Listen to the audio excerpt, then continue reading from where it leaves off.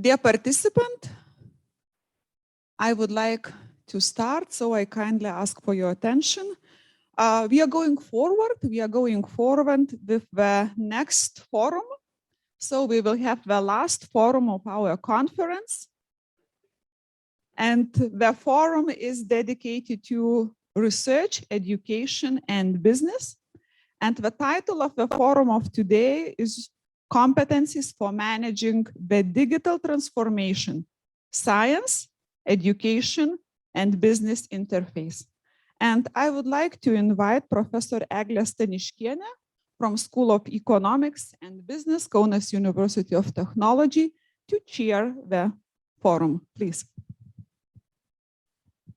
Thank you, Živilė.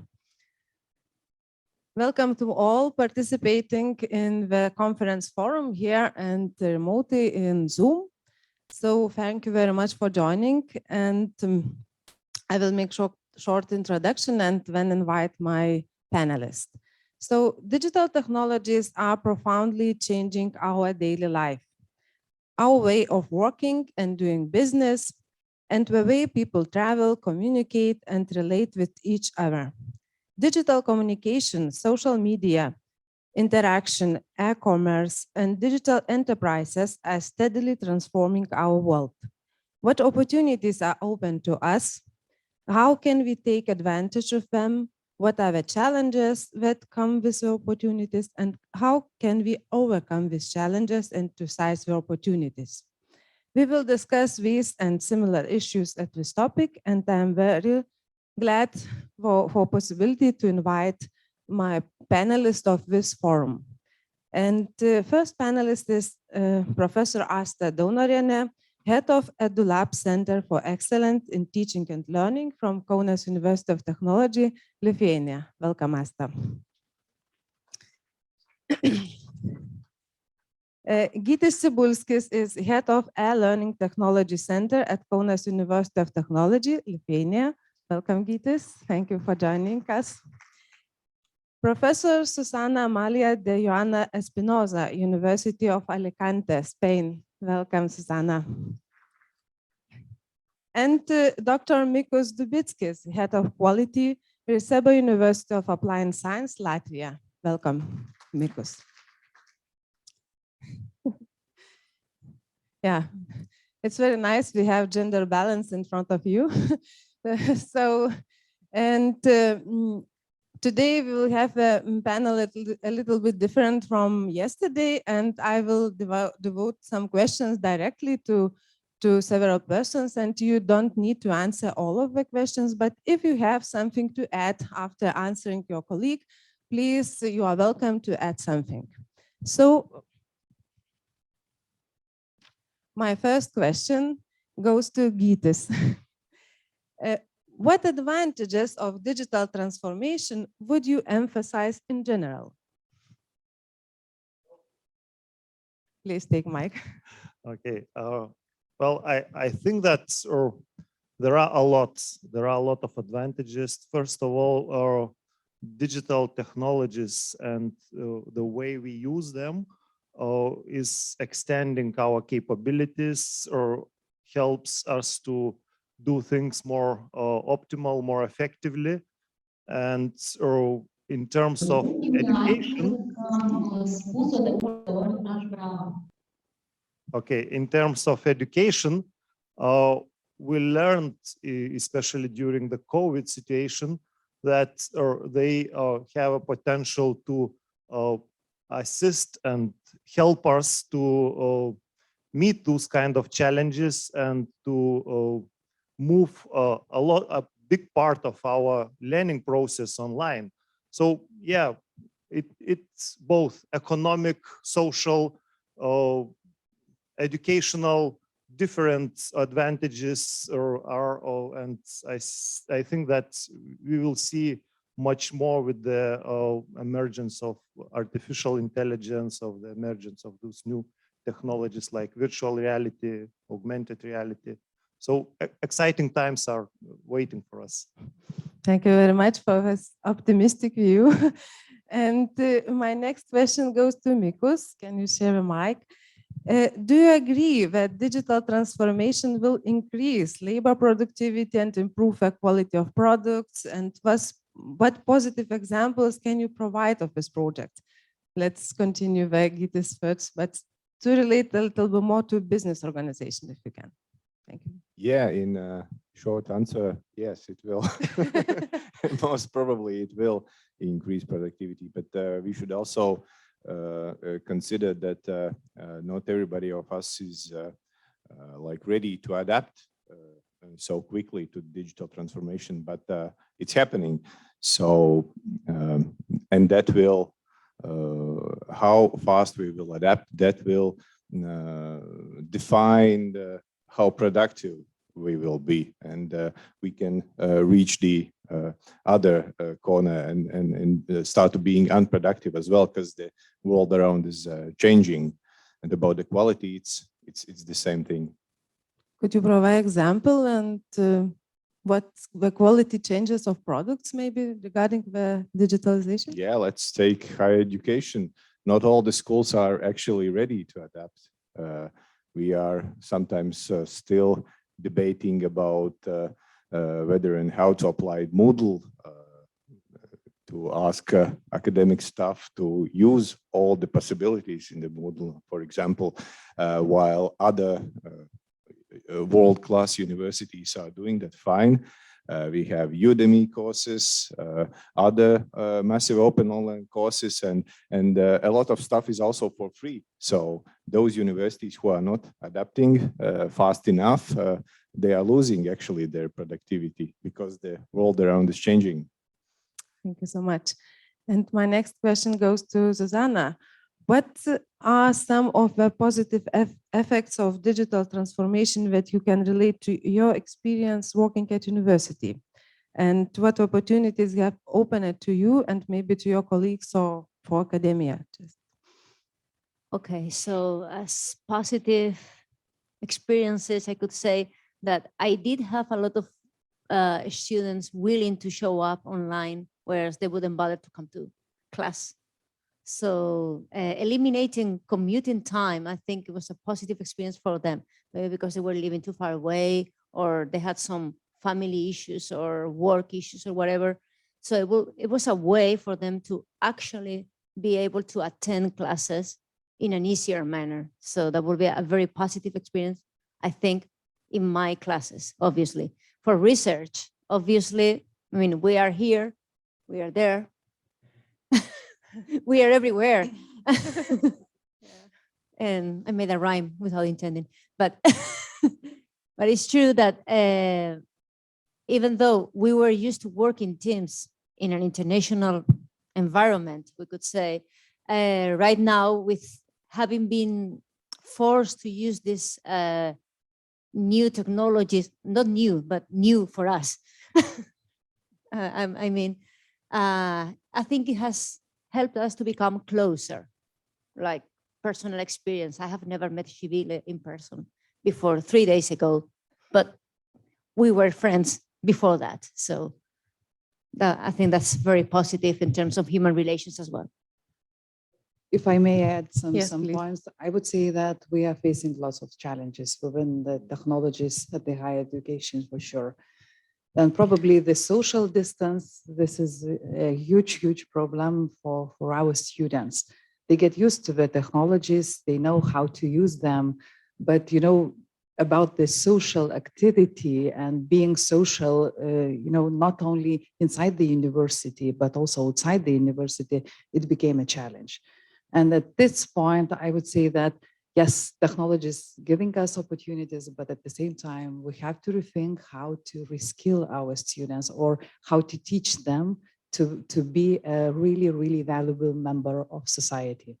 Thank you, So Asta. Maybe you know my questions, what will be next, but you are running a little bit. If I may add, is Yes, that yes, okay? yes, So please. of what I heard that we are adapting, we could adapt to different kind of things, and what's the most important, I also found in my PhD thesis where I was examining companies, but you can the same adapt to individuals. So it's the most important that you are adapting, acquiring something new for you, that not necessarily new for the world. It really helps to perform better.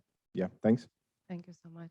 And my next question goes to Asta, and I would like to think a little bit more about broader society. So how is the everyday life of majority of society changing with digital transformations? And what determines people's ability to obtain additional value from digital transformations? Yes, so I have to say that this is quite a difficult question, and I have checked the numbers before coming here, and I have to face one challenge, that we have more than 3 billion people who are still, still offline. And in this case, probably we have to also to acknowledge that with regards of the higher education and probably with the wider society, we have to help them, to be a full part of, of the digital world. And probably we have some of the nice programs in each country. We were helping different parts of society to get to the technologies, but still we have a challenge in this case. And I think that so we have to definitely to offer some of the opportunities, and probably what the experience from the COVID gave to us. So we have different opportunities, to being to get to the education much closer. But in case if you are offline, so you lack those possibilities. So I think that universities and the whole structure of the education has to also to rethink how to make, the digital technologies closer to those who are not able to get to that now. Yeah, just as an example of what you were saying, in Spain, there is this movement called "I'm an old person, not an idiot." That I mean, it's like that, and it's been supported by a group of senior citizens who are dealing with this being offline, and they're saying, "No, it's not my problem. It is my problem, but it's." So I don't know how to explain this. So yeah, it's my problem because it affects me, but give me something that I can use to solve this, because like so many things now are being done online, especially after COVID. Like many things were supposed to be done online and they just carried on being done online. And these people didn't jump in the wagon, so it's difficult for them. Thank you. We will come back to this accessibility issue a little bit later, but now more about the technologies that works for people. My question goes to Gytis. But one of the main objectives of the EU digital strategy entitled Shaping Europe's Digital Future emphasizes mastering and shaping technology in a way that respects European value, and it means so-called technology that works for people.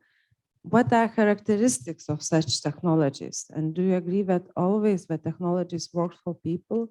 Because sometimes we feel a little bit silly ahead of these new issues.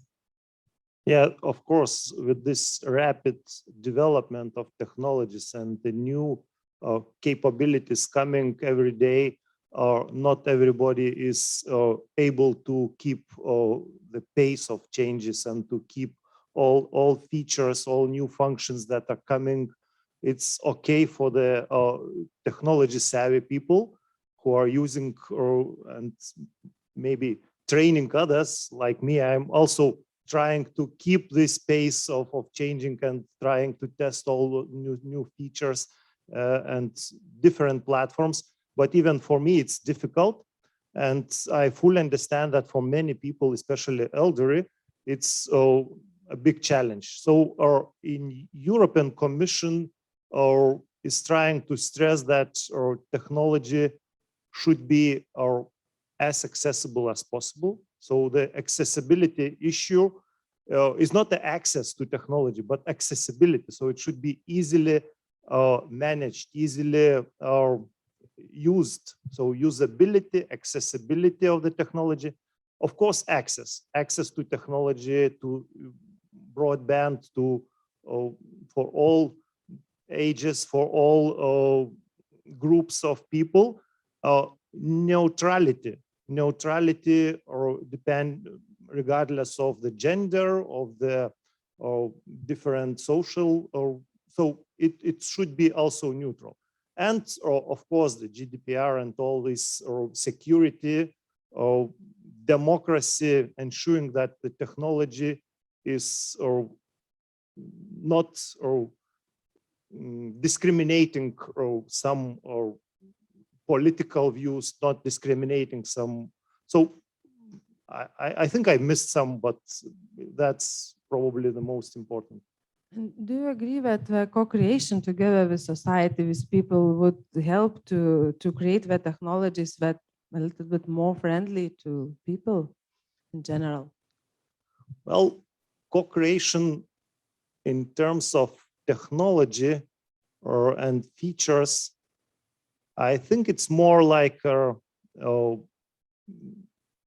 process of development process. So you should engage the users in testing the technology, in checking usability of the technology before you release this to the wider audience. And many big companies are doing this. Of course, not all the technologies are so usable and accessible. And I believe we will talk also about the educating users as well. So probably I will not jump into this question because it's broader and we can talk here for more time, but yeah, that's also. Thank you so much. And my question goes to Mikos. How digital transformation changing the processes of business organization? What do businesses need to learn? The same issues as universities or something different? So I could give you a general overview of that. So the first thing, digital transformation is inevitable. Either we want it or not, it is here, and it's not tomorrow, it's not today, it's already yesterday. So it's here. What should you do? Companies do? Introduce innovations, of course. Change the way how they are working. To introduce innovations, they should acquire knowledge from outside, or other words, technology transfer or open innovation, call it what you want, it's the same. And the most important thing, to acquire knowledge and technologies from outside, you have to have strong internal R&D. Otherwise, you don't know what to acquire and how to apply it. Okay, thank you so much. And next question goes to Zuzana. Just back to university, how digital transformation changing university processes, maybe more administrative processes as well, if you can share, and what new skills are needed for academic and non-academic staff?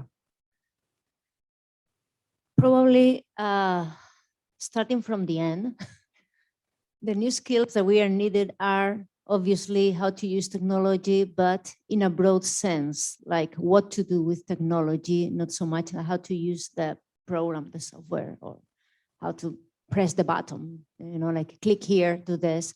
That's something that everybody can learn. But what we actually should learn is, if I do this, what do I get? And what do my students get? What do my colleagues get when I click this button?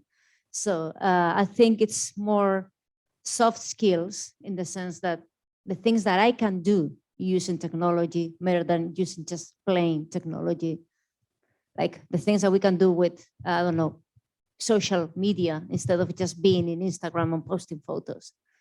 So that's the main skills that I think we all should get, especially when relating to or communicating to our colleagues, our students, and society in general. As for transformation, I believe that classes or lectures have not changed much, believe it or not, because we're still doing the same thing. We're imparting knowledge and hoping that our students are getting it.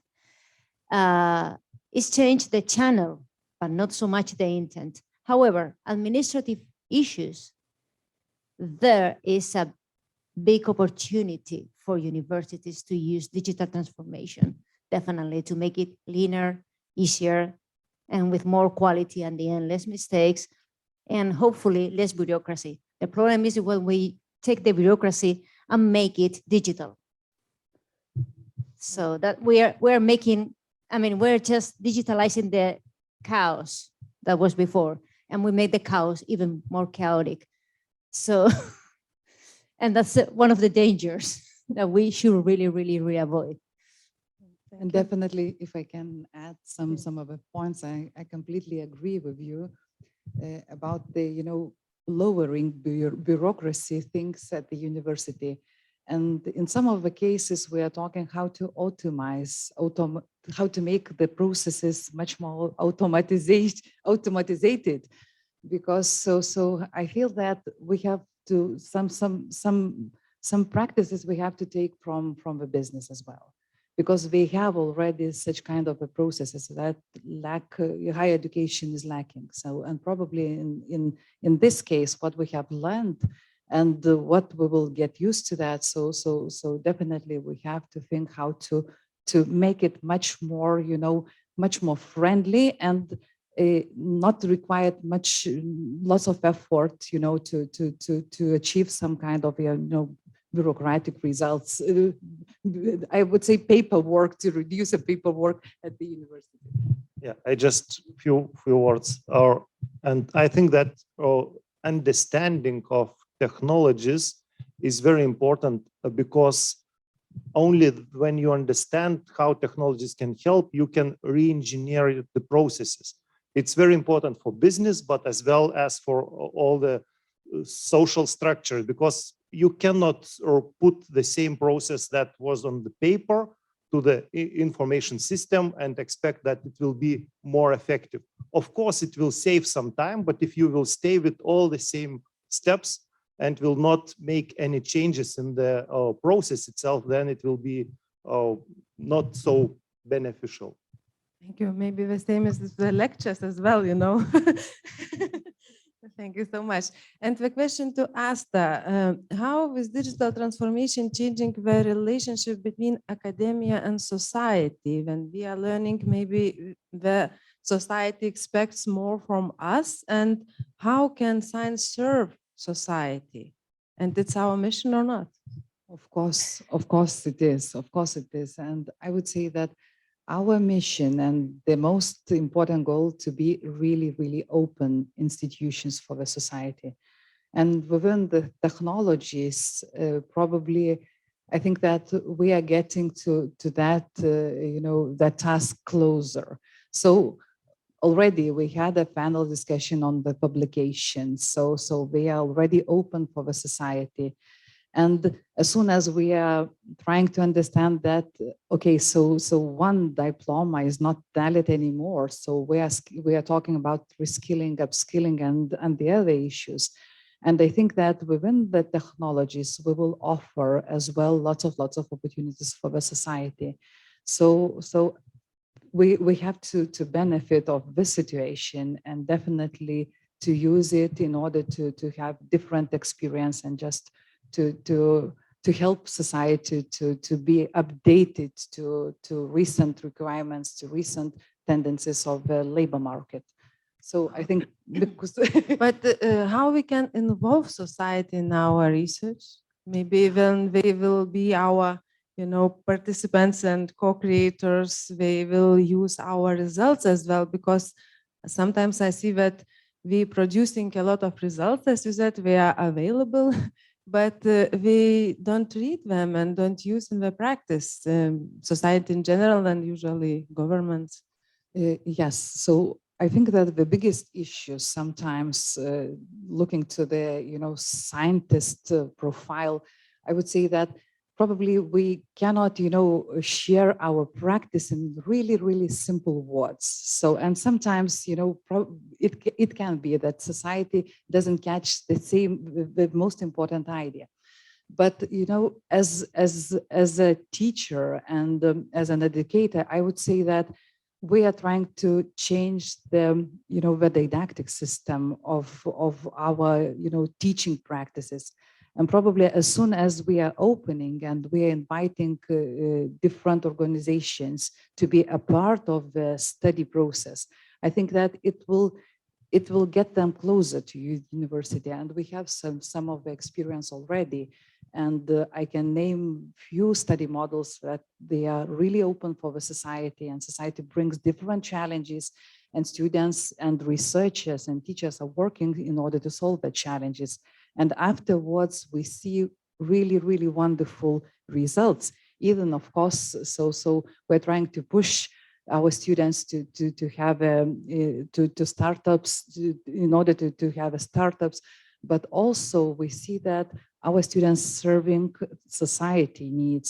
And for example, Kaunas, so we're trying to be a really sustainable city, and we had some challenges within, and we proposed a program in order to have a path how to go from work to the university or to the other place in much more sustainable ways.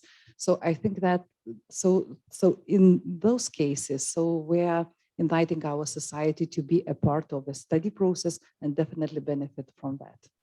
Thank you so much. And now I would like to turn a little bit to the challenges, and I will read one small citation from Peter Townsend's book titled The Dark Side of Technology. And he says, technological advantages are inevitable, often desirable and beneficial, but inevitably acquired at a cost. There will always be many people who cannot follow, understand, or cope with the new version of the world. And for them, technology may mean social isolation, inconvenience, and unemployment. And my question goes to Mikos. What are the dangers and risks of the very rapid development of digital technologies? Yeah, sure. So you're absolutely right. So of course we are losing if we are not following, but the main risk, I would say, but also my colleagues maybe have some other opinions, health and what we can see. So when we were kids, we played around, and our eyes and we didn't somehow, how to say, lost my words. So we didn't use screens. So yeah. and we look to the nature. yeah, and now we are doing that every day, all day, and that's one thing. And another thing is the amount of the information. I even myself sometimes discovered that I lost myself somewhere, I don't know, in Facebook or other social networks. And the question to Susanna, digital technology is evolving faster than people can adapt to it. Yeah? And people feel at risk of being replaced by technology. How justified is this risk, and will machines replace us all?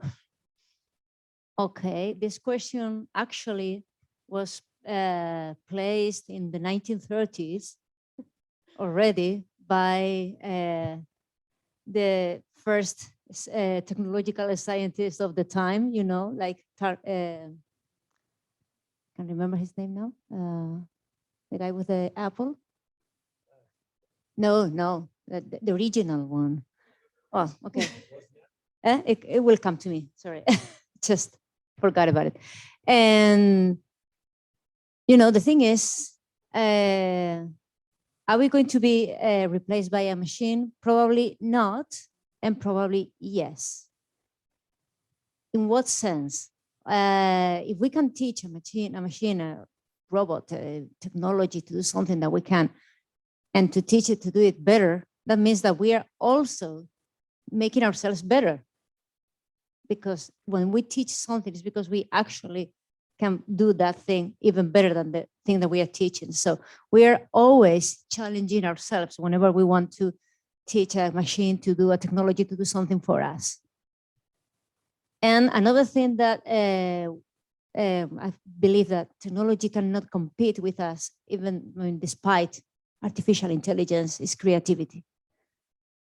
And even though this is the stuff of many horror dystopian movies, being Terminator or whatever, that, you know, Skynet comes and takes over the world, still humanity has got inventive, has got something extra.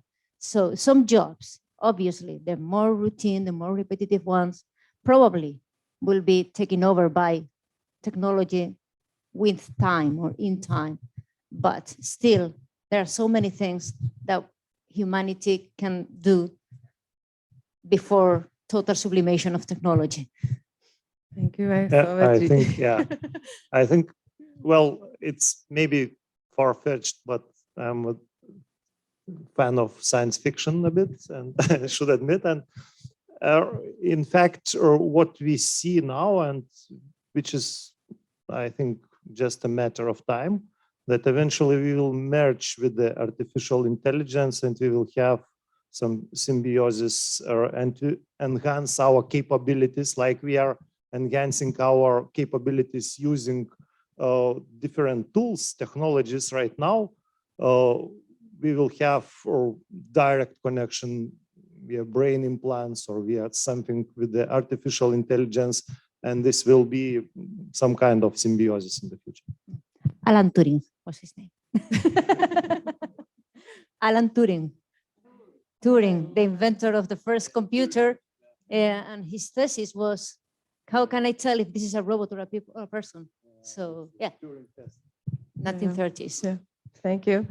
And my question is to Gytis. I also want to cite one book. I know that Professor Van Dijk, he is researching the digital transformation for more than 25 years. And he states in his book, Digital Divide, that physical gaps in having digital media have grown since 1990s. And it is related to income, education, occupation, and countries or regions. And in the next decades, gaps will close partly. However, some people will have all devices and connections, and others only one, usually smartphone. What can be done to bridge the physical gaps in having digital media? Well, I think that it will be solved with the time. And you know, the smartphone, as it is now, how many devices it replaced? We can see the camera, even the computer can be replaced by the smartphone for many tasks. And I think that in the future, we will not differentiate how many devices we have. It will be ubiquitous. It will be some kind of service, and either it will be with the brain implant, either it will be with the glasses. And I believe that, well, it's maybe in the far future, but it will be accessible to everyone, maybe through some social programs, through some healthcare, through some, so like insulin pumps for many countries, it's already available free of charge. So this will also be a part of the healthcare program to have brain implants or in 50 years to come. Of course, we need to solve the shorter term challenges.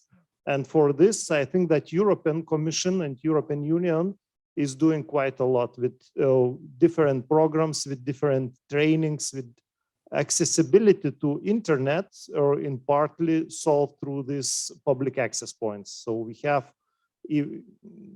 public internet access points in Lithuania, the network coordinated by Langas IATT, by public libraries. And this is the same in many countries. The public libraries transformed to some kind of community centers where everybody can come, and especially elderly people, they can even get an assistance on how to use those technologies, how to pay the bills via internet, and this will remain as an important service point and will probably be supported by the governments, by the European funding and so on. So I understand it's a problem. This digital divide is probably in some cases even widening now, but eventually I don't believe that the access to technology will be the problem. More will be the problem or capability to use the technology, and that's probably also the next question. The next question. The next question to Asta. Some people use the internet primarily for education, work, careers, and business, others for entertainment, simple messaging, and e-commerce. This could be named as usage gap. And what can be done to bridge this gap? I wouldn't say in current time that this is a usage gap, and probably we get used to the technology much better. But I would like to talk from the education point of view. And sometimes I feel that we have to have some kind of a mentoring systems and to acknowledge that our students and young professors are much technology educated. And talking from that case, I would probably have a really nice mentoring system for professors, helping them to get to those technologies. And it suddenly will change the perspective of the higher education. But probably we can use the same situation and the same experience around the society, where the younger generation can help the older generation to learn. And we see already now and experience a little bit more with the technologies that they are doing now. But still, we have lots of nice examples around. And I would say that even our grandparents, they get used to the technologies, and especially to the media news. And in this case, I have to say that they are much more socialized by the commenting and knowing what's happening around them. So probably, so I think that yes, this is a part of our daily life, but the question how we are succeeding with both technologies and who can help in this case. Thank you, Asta. You want to add? Yeah, Yes, relating her answer to mine. For instance, one of the jobs that are being considered as obsolete are the ones that banks, they're closing banks, offices, because people are doing online banking all the time. However, this movement that I mentioned before, the one with the senior citizens, they are calling, and I think they are succeeding in having people to teach them or to assist them on how to use these online banking systems, or even the bank teller that they don't really know how to access. So some jobs, like I said, can be replaced from being simply doing routine operations to being human jobs, assisting people how to use technology in the proper way. And my question was to you, Susanna, that about this technological solutions often lead to savings, and we can find machines instead of people. And for example, if a train ticket can only be bought by ticket machine and the person does not have skills to buy it, or then the ability to travel the train is limited. So they use the bank account, what are the possible solutions? You mentioned some mentoring close to the machines, but maybe more ideas how to overcome this, because for some people it could be, traveling without a ticket if very needed. Yeah, sorry. I just went ahead of myself. Yeah, it's true. There's the digital divide in usage in this sense, definitely. Like people who are not able to use whatever they have right now, and there is no other option most of the time. So solutions besides mentoring will be to have a dual system until everybody gets used to it, definitely. But that's also something that is going to be solved with time, like you said, because younger generations, they don't, I ask my students, when was the last time that you stepped into a travel agent? And they said, what is that? Because they just look it up on the internet and buy their tickets themselves, and they don't really conceive there is an alternative way to buy a train ticket or whatever. So it's going to be solved with time, basically. And in the meantime, we need to have some sort of assistant or something, some humane way for people who are not able to use this and who are not willing to learn because reasons, age, or fear even. There's fear of technology. But then, like I said, with some help, they can be able to do it even if it is not on their own, not having to call always a son or a friend to help them do this. There should be some way to have this formalized by the companies who are offering this new system in order to not leaving anybody out. Yeah, because it could be related also to medical system, public health, and so many issues, government solutions, and so on. Gytis, you want to add? It's quite easily solvable. Well, easily. We have also in terms of healthcare, there are people who cannot help themselves. They stay at home. We have some relatives that are staying at home, but there is a social worker who comes twice per week, helps, or also goes to the shop, brings some products. The same person could also be the help to deal with technologies, to pay the bank or accounts, or to communicate with some children who go abroad, and so that's probably one of the solutions. There are many, and I think that this capability to use technology is not the only limitation in our life, and we have the solutions for other. It's kind of disability. Yeah, we can call it disability, or maybe not so correct word, but that's. And I see that somebody is listening to us on Zoom as well. And we have a question, and I will read, and maybe you can answer, and then we will go forward. The question is, some people prefer to limit their exposure to digitalization. What is rare for them when the majority pursues accept massive digitalization?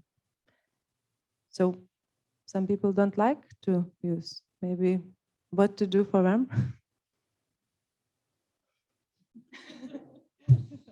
Okay, so probably I will start, but yes, so we have to acknowledge that this is a challenge. Definitely, this is a challenge. As soon as the whole society move to the digital, side, and we will have still some of the exceptions, and definitely I don't want to call it exceptions, but this is the choice. This is the choice, and maybe also I can serve with one example that many ages ago, when the printing machine was invented, and everybody was saying that nobody will read,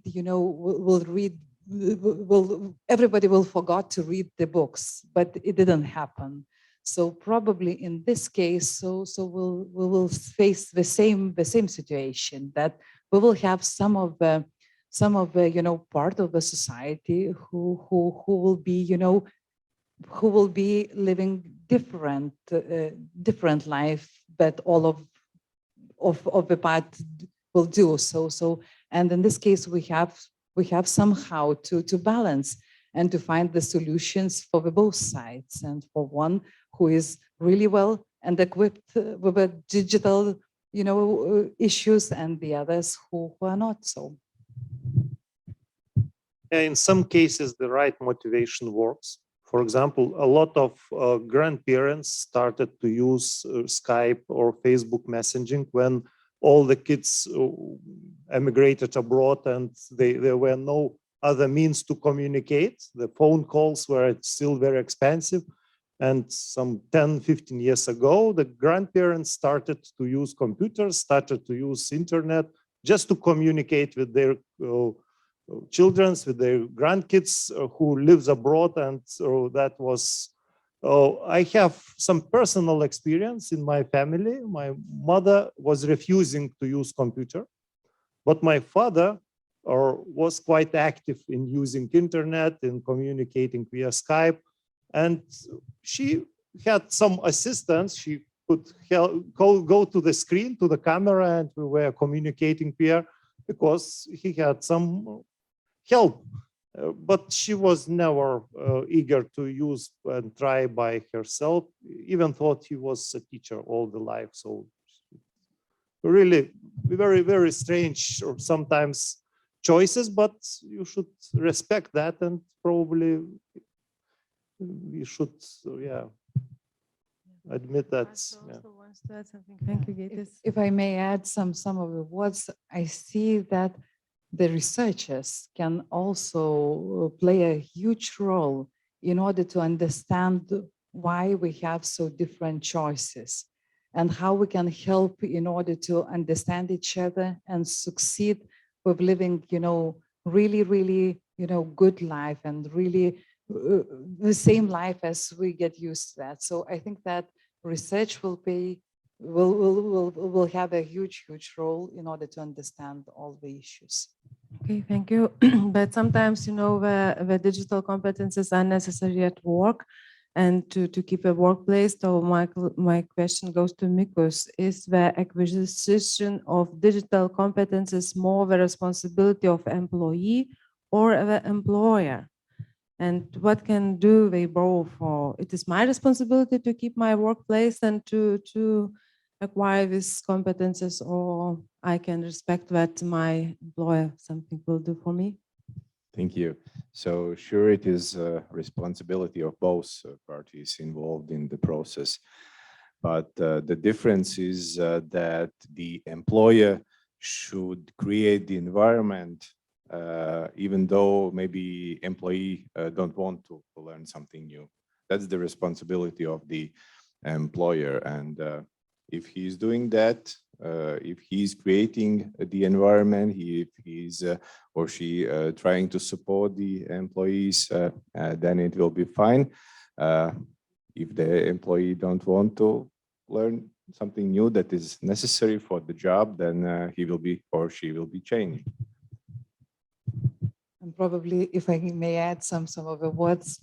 So together with Gytis, we were working on the first lockdown. And from the institutional point of view, we did a huge job in order to help our teachers to succeed with their technologies. And I would say that the responsibility was from the university, but also, as our teachers faced the crisis as well, so they took the responsibility as well to learn how to use the technologies. And now I have to say that we have to benefit from the situation, and we have to not to forget the experience that we have already now. And as soon yesterday we were talking about the changes in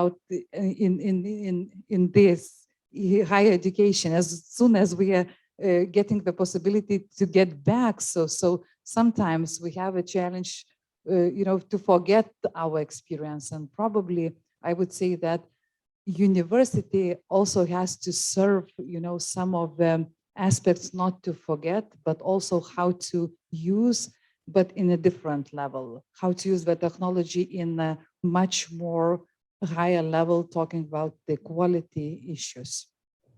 Okay, and if my I may? question to you, Asta, is how to speed the process, because the COVID did a huge job, yeah, and we learned a lot in a very quick time, but maybe other reasons how to make this more quickly and, as you said, in more qualified way. What could be the motivation for that? Okay, so we need another crisis. So this is of course a joke. So probably we will get used to that much more quicker. But yes, so education and educating. So probably I would say that we have to educate, and we have to find the ways how to do that in a different ways. So how the whole system of the higher education changed. So we have a hybrid, system already now, and the conference is going on the hybrid way. And probably I would say that within the hybrid, systems, we will help also to get and to succeed with the technologies. Okay, so to keep both forms, yeah. Okay, you want to add, Gytis? Yeah, I think that responsibility of the institution, of university, of business company is to create incentives and the system which motivates employers, teachers to use those technologies. And there are different ways. For example, in our university, we have this through this attestation of qualification of the teachers, that every teacher should produce or enrich their online courses with every year and should provide with some evidence, some evaluation goes on. And so this helps teachers also to motivate themselves, because in many cases people tend to be lazy. I know from myself that, well, if nobody is pushing me, I will probably deal the business as usual. So yeah, that's the responsibility of organization to have the motivating system. I think it's not enough one mic for them both. Yeah, I'm really sorry. fighting. I'm really sorry for that, but I would like to mention a really nice example. Where, Kaunas University of Technology is taking a huge role. So we are working together with 12 European universities in order to create a new type of university. So we are calling it the CIU University. And probably I have to acknowledge and to say that we are so in deep trying to deal with the technologies, artificial intelligence, blockchain, and so on. I see that the competition which is created around the Europe and the competition that we are facing as an old, I don't want to say old-fashioned, so old style universities. So we will face a huge competition, and we will have to change our systems as well, and also try to get to the new technologies and try to get to the different perspectives. Okay, thank you, Asta. Yeah, if I may. Yes, please. Yeah, but I think that one difference between companies and universities is the culture, organizational culture, because we are all, universities are all for the benefit of society, and we have this idea in mind, whereas companies, I'm not saying that they're not good, okay? But what I mean is like this competition that you were mentioning, that we need to create the environment for people to develop themselves and so on. I've heard in many cases, I don't want to give my employees the possibility to overdevelop themselves, because then they're going to be snatched by the competition. So all the money that I've invested in their development is going to be profited by somebody else. So, and that's something that we universities don't have to think of. So we have a bigger responsibility even, I guess, because we don't have to think about that. Whereas companies, they are walking this fine line between do I or do I not give my employees the opportunity to be the best that they can be, and then have somebody else use it against me. But that's just an impression. And Of course, I have to answer to that. So educating our people is expensive, but even more expensive is not educating them. Thank you so much. And question goes to Asta. If we have a little time for training, which digital competences should we develop first? From where to start? I would say, so I would start with one word, and Gytis already mentioned that: security. Data security, it is the most important issue to acknowledge. Thank you. And question to Gytis. Sometimes the digital competences of university researchers and lecturers are insufficient. How should universities themselves ensure the development of digital competences of their staff? Of course, as we already talked, the motivating system, the incentives should be in place. But of course, the support for the teachers and all kind of different, we have a support from educational side. EduLab is doing great work. The same should be also from the technical point. So we try to help and support teachers who are developing these online courses and providing this kind of support. And another important incentive I just recall to mention is also success stories and good cases, practices. So to have possibility to share those success stories also motivates others to step in and to try something new. So that's what EduLab is doing through this, or teachers cafes, we call it. So yeah, that's maybe it. Okay, thank you. And question to Mikos, how would you describe the competences of digital citizen? To what extent cooperation between science education and business is important for these competences, just for digital citizen? I think there is no one definition what it could mean. So if the citizen is doing nothing, sitting at home, there will be one competences. If he's working as a person who is executing something and not managing, other competencies and so on. But I think, I don't remember by heart, but in the Europass, this CV form, it's greatly explained all those. I think it's about the production, security. Yeah. So I think if you reach the middle level of each of those competences, it's already good for the average citizen. Okay, thank you. And question to Asta, what forms of learning appeal to learners? What forms of digital competence acquisition at universities are using today, and what is still to come? So I would say that we have different forms, and probably our students, as I was sharing before, they are much more advanced within technologies. So I think that we have to help our teachers to change the mindset and use the student experience. And it doesn't matter what kind of a technology students will use, of course. So I'm talking about from the safety point of view.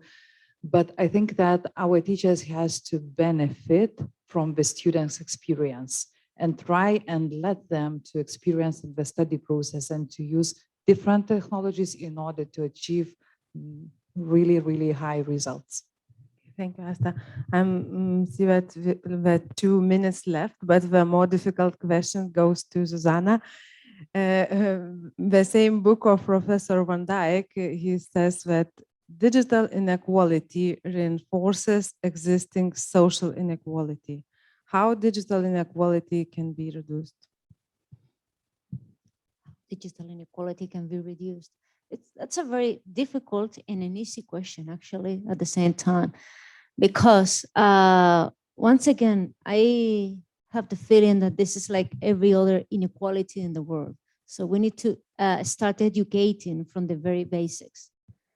Like the same way that we educate our children that women and men and other genders are all the same. We need to start educating people like you need to use technology as a basic fact. And the misuse of technology is also a very current thing these days, because we ourselves haven't been trained in how to use technology properly. So we can regard ourselves as being or in the higher level of this inequality. Is not true. It's not true. We are all lacking competencies in this way.